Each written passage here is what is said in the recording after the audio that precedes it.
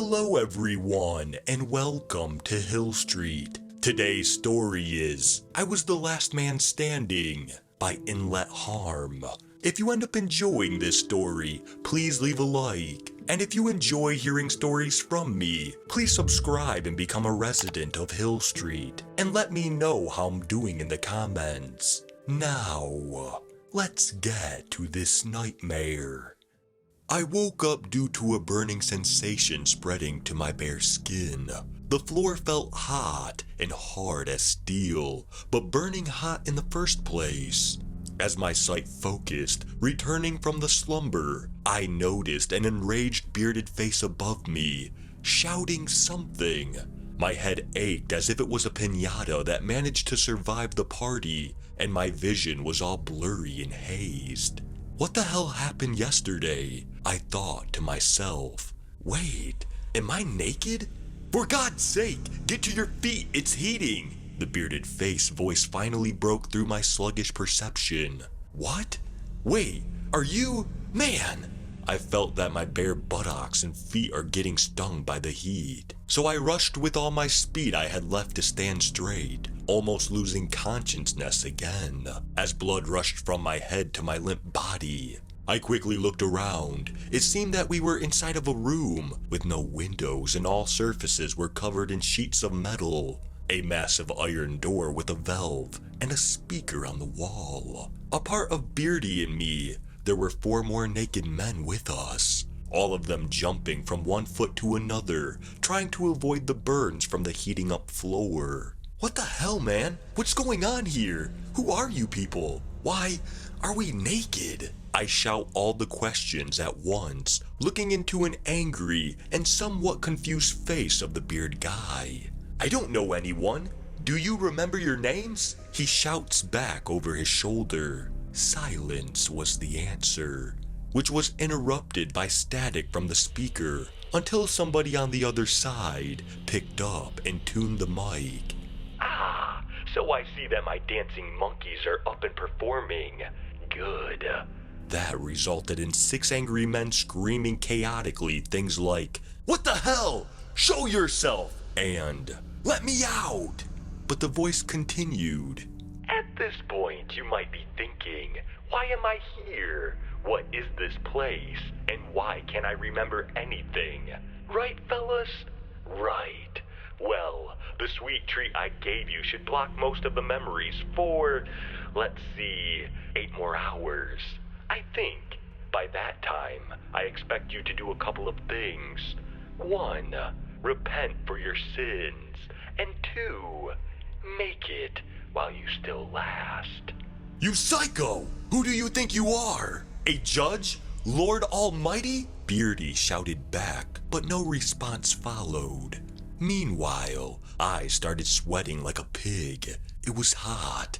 6 of us were trapped in an improvised oven by a psychopath who decided to execute his punishments on us. But what for? We're gonna die either of suffocation or get roasted alive, the guy behind me said. I will call him Inky, as he had a massive chest tattoo of an eagle, alongside many smaller ones. First of all, don't panic. We should be able to find our way out if we work together, the skinny old man replied, who I will name Gramps. I tried the door already, it won't budge an inch, Beardy replied, dropping sweat to the ground as he jumped up and down. You two, any ideas? Gramps asked the rest of the men. As I looked over Beardy's shoulder, I suddenly realized that one of the 2 guys left had only a single leg. That made it extra hard for him to avoid the heat, so his partner was holding the crippled man's arm over his shoulders, helping him, jumping together with him. Also, that Samaritan had long blonde hair that was soaked in sweat, so I named those 2 Pirate and Bon Jovi. Don't ask, I wasn't thinking straight. And no fresh ideas from those 2. The heat was still bearable. It burned, but like the desert sand when the sun is at its peak. Some minutes passed, and we didn't come up with anything. Guys tried the door a couple of times again. Joining forces didn't result in anything either. Solid. We discussed if we could use walls somehow, but those had no broad dents or holes which we could hold on to, preventing our feet from touching the frying pan below. The ceiling was out of reach too, way too high. That's where the dehydration started to kick in slowly, making my temples pound and my lips to crack. Losing all that water with sweat sped up things in a rapid manner. I saw Inky sucking on blood from his bruised dry lips instinctively, and suddenly he said, "I think I may have killed somebody," out of the blue. We all stare back at him. The taste of blood in my mouth. It reminds me, this metallic taste. You know, I remember it, and I'm sure the blood was not mine. Mine is less sweet, or something. Everybody had to think. This didn't explain anything. But wait, is that the sin that Jerk talked about? What does the rest of us have to do with it? Bon Jovi said. Well, maybe we're a gang of mass murderers, and we're all involved in some slaughter. Just a guess, I said. Yeah, especially this guy over here who can't stay straight for a minute. Gramps laughed back. The speaker broke our conversation with some more static, and then spewed out the next words. "Oh, gentlemen, having some good times, are we? I think it's time to speed up your thinking. Let's spice it up a bit, shall we?" Jokes were over. In a course of the couple next minutes, I felt with my soles that the temperature went up. Now it was really hard to focus, as the steel below me was burning like 1,000 of stings, puncturing the harsh skin on my feet. All of us started to jump even more intensively, just to stay that half a second away from the smoldering surface. Lack of fresh air, dehydration, and extremely hot surroundings ripped the first victim. All of a sudden, Gramps collapsed to his knees, reaching out for his chest, as if he was suffocating. "Stand back! Give him space!" Beardy rushed to the old man, raising him up, holding him over in the same manner Bon Jovi was treating the pirate. I've lowered my eyes to Gramps' knees. Those were reddish and swollen from contacting the hot surface with his tender elderly skin.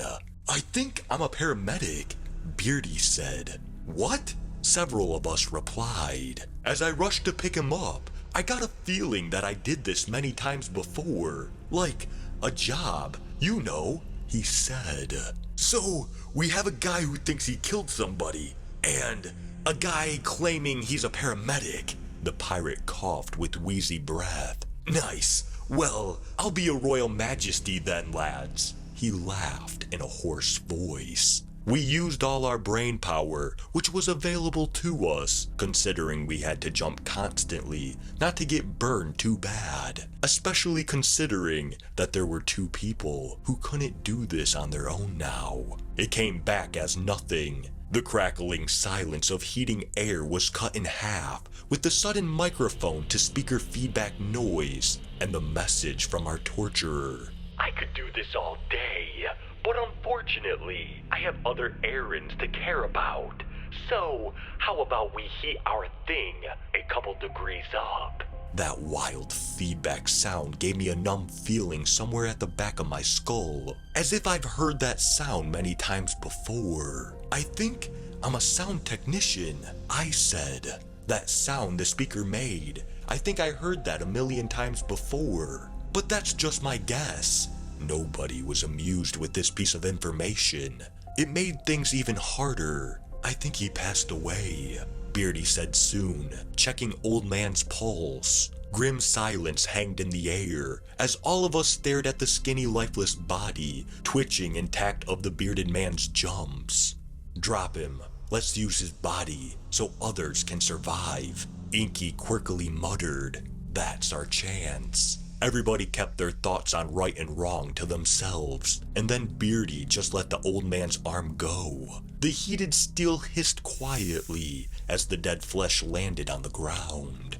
I guess I would have threw up if I weren't so dehydrated at that point. Without consulting with the rest of us, Bon Jovi jumped towards the dead body, dragging the pirate with him, putting his only leg atop of Gramps' remains. He nodded to us, as if in, I guess it's the right thing to do, and we nodded back, without saying a word. The body below hissed more intensively as pressure was applied. We were stuck in a nightmare, though we were too confused and tired to break into mindless panic. Hold up, gentlemen. That's considered cheating. Plus, how are you going to see the whole picture now, as one of you, well, retired? You leave me no choice. Let's boost your thing. The speaker cracked through. In the passing couple of minutes, it became just unbearable. I checked the swollen skin on my feet. Blisters started to form, which resonated with blind pain each time I landed back on the floor. The suffering was debilitating. Bon Jovi had enough. He climbed atop the broiling rest of the old man, alongside the crippled guy, positioning his burnt feet on the head and the rib cage, while the pirate had his on the pelvis, both of them balancing, trying not to fall. Moments later, Inky just snapped. I think hysteria got him. He suddenly just started screaming something like, "No! No! Jesus, no! I can't take it anymore!" Then he ran towards the two atop the corpse, intending to kick them off and take their place. But something went wrong. He fell over and collapsed to the ground. What I heard next will probably haunt me for the rest of my life. It wasn't a scream, no. It was an animal roaring in pain. Inky rolled over the floor, with bits of his burnt skin sticking to the hot steel here and there, tearing away from his naked body, wailing, crying, bellowing of pain.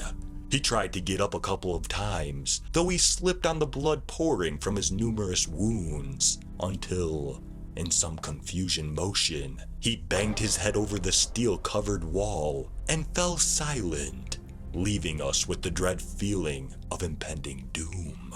As the pain became unbearable, I checked that the guy was done, and in a single rapid motion, crossed the room, finishing atop of his back. It felt like running over razor blades soaked in acid. It was becoming harder to see around, as the liquids from the dead bodies evaporated, polluting the hot air. While I didn't pay much attention to my surroundings, I was finally able to focus. Beardy was quiet for quite some time now. I checked to the left and then to the right. The huge guy somehow managed to climb the door, so to speak. He had both of his roasting feet soaking with ichor on the valve, balancing, fighting for his life. Or at least, that was my perception of things. Because in reality, that was still a question of, when will he snap? And then my brain reacted to the gruesome fact. He was not battling for his life. He was altering the ending. Somehow that bear of a man was able to chew through the skin of his arms, one after another, and as the crimson stream fell down, seeming not to reach the floor, evaporating on the fly, he stood there, repeating, "Just not like this, man, just not like this." In a couple of minutes, that lasted like eternity, his eyes rolled back, and his body hit the ground. The choking smell of his beard burning hit my nostrils. Couple of moments passed. Three of us had nothing to say. Nobody was trying to remember. Nobody had the hope of surviving. We were just there, standing on the remains of unlucky strangers, coping with the inevitable. Have you ever cut a whole baked turkey, or a chicken maybe? Why? The meat produces this quiet sound of tissue ripping when you stick in the knife with pressure. That's what happened to Bon Jovi and the pirate. The old man's body cooked through, just as horrible as it sounds, but way much worse when you see it. It just ripped in two parts, separating the spine from all conjoining tissue. It played against two exhausted men trying to balance, so both of them flew to their backs. I saw surprise and horror in their faces. They were not ready. Inhuman screams filled the room once again, while two charred bodies rolled through the agony to the other side. I cried silently, grieving on their souls, unable to shed a single drop of tears, understanding that this fate kept crawling towards me. Just please, open the door. Please, let me out. I don't want to die. I whined to gods, celestial beings, and whomever could hear me in the situation. Static, and then the same voice. Well, I can't resist if you ask nicely. Go ahead. Something clicked at the backside of the door. You are free to go. I couldn't believe my ears. What kind of sick joke is this? This made no sense. What about repenting the sins and all that stuff? But I had no time to waste. What if all of this is just a bluff to prolong my suffering? I carefully balanced my way on the roasted flesh of Inky, making every step count, so I don't slip off to the immolating end of being burned alive. But the distance to Beardy's body was way too far to jump over to. Besides, the charred corpse couldn't take the pressure on impact. I bit my lower lip as hard as I could and ran across, leaving the skin on my soul sticking to the ground, leaving me with bleeding feet and a bitten lip, but still alive. Standing on the massive corpse, I reached towards the valve, and to my surprise, it turned easily, cracking open the door to my escape. Cool air hit hard onto my face as I crawled on my fours away from the devilish room through a dark corridor. It still wasn't over. I wasn't safe yet, as I had not that many options. I just went forward until I got to the only source of light I could notice. There was a small room at the corridor ending, with a table, some files, a monitor, which showed the gruesome picture of roasted bodies, and some audio equipment. While I was catching my breath, I couldn't but pick up one of the files. It was Inky's. His name was Richard Adams. He was a barber, not a killer. Next came Beardy, or Ben Willis, the cook in a restaurant. The rest were Neil Scott, ex-construction worker who suffered a work incident, Graham Nelson, an old school teacher, and finally, Josh Rudy, university student. And of course, there I was, Philip Jones, the zookeeper. There was no connection. Our revelations about being paramedics and a killer were just fake memories and guesses. This made absolutely no sense. You might wonder why I did this to you. I realized a hooded figure stood in the distance, hidden in the dark shadows casted by the light on the table. I wanted to answer. I wanted to ask questions, but my mouth was too dry. I couldn't make a sound. I was exhausted. Oh, not in the mood for talking.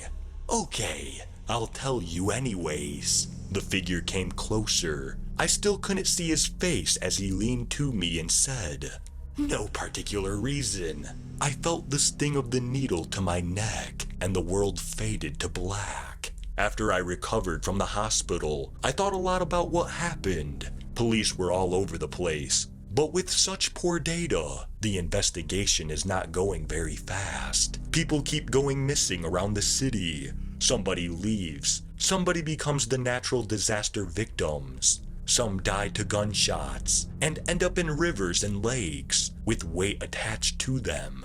That doesn't scare me anymore. I will never recover from being the last man standing. I'm afraid that this psycho won't stop there. I am so afraid to wake up naked again.